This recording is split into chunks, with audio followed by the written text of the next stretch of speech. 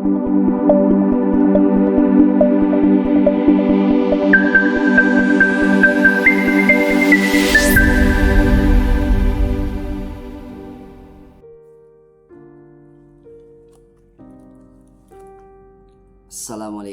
warahmatullahi wabarakatuh. Alhamdulillahi rabbil alamin. Asyhadu an la ilaha illallah wa asyhadu anna Muhammadan abduhu wa rasuluh sallallahu alaihi wasallam wa ala alihi wa ashabihi amma ba'd.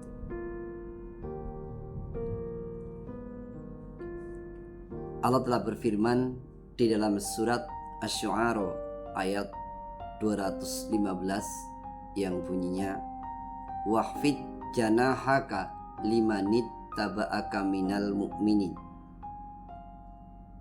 Ini Rasulullah sallallahu alaihi wasallam diperintahkan agar merendahkanlah engkau Muhammad pada sayapmu, kamu supaya rendah hati, sopan santun terhadap orang-orang iman yang mengikuti kepadamu.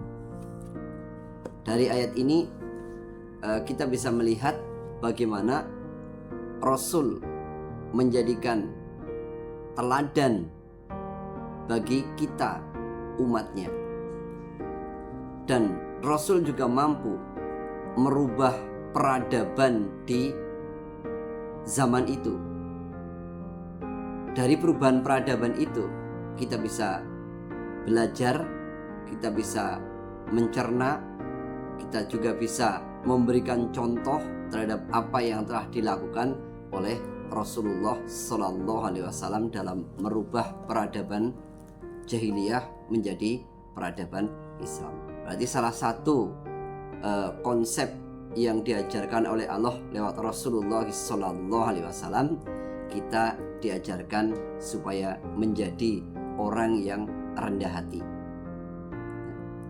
Ketika orang itu rendah hati, maka akan diterima.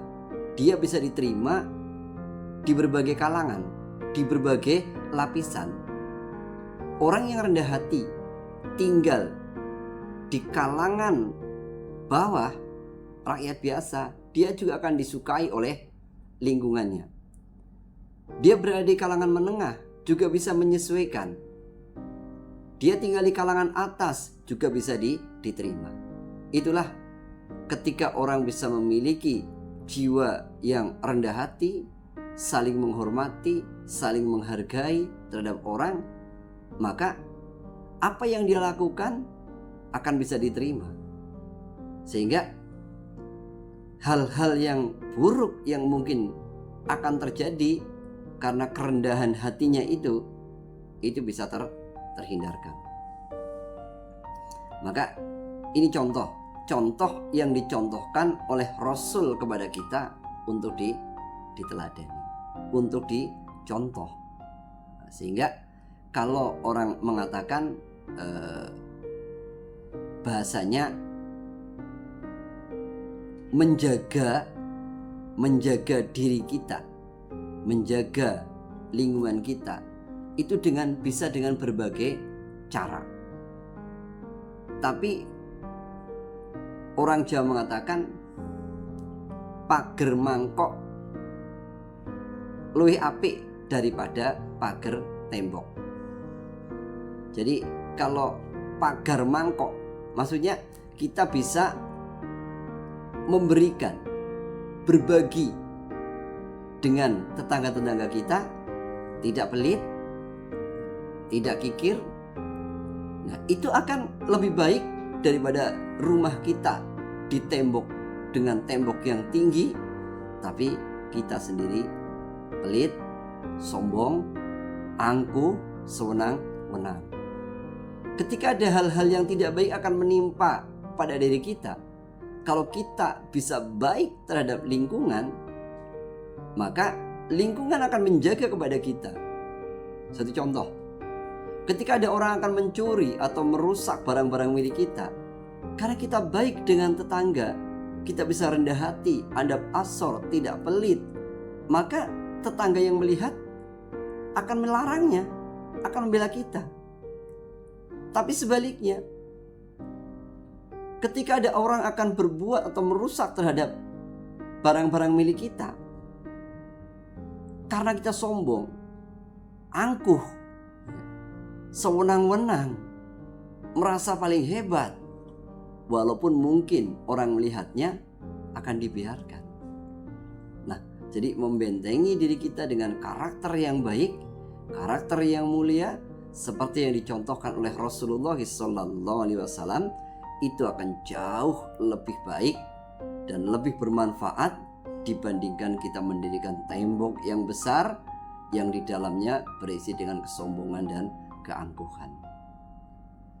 Itu pembelajaran buat kita, karena kita juga hidup di kalangan manusia, di mana manusia juga ingin diperlakukan seperti halnya manusia yang lain. Karena pada dasarnya kita dilahirkan dalam keadaan sama, ya, memiliki derajat yang sama. Hanya saja mungkin Allah telah mentakdirkan dengan takdir dan nasib yang berbeda-beda. Ada yang memang ditakdir dengan hidup di kalangan yang rezekinya kurang beruntung, ada yang rezekinya menengah, ada juga yang mereka diberikan dengan rezeki yang berlimpah. Apapun yang kita miliki, yang kita terima pemberian dari Allah, kita syukuri dan kita tetap memiliki hati yang baik, yang bisa dicontoh, diteladani, baik untuk diri kita sendiri, anak-anak kita, maupun lingkungan kita dan masyarakat pada umumnya. Terima kasih yang sebesar-besarnya. Assalamualaikum warahmatullahi wabarakatuh.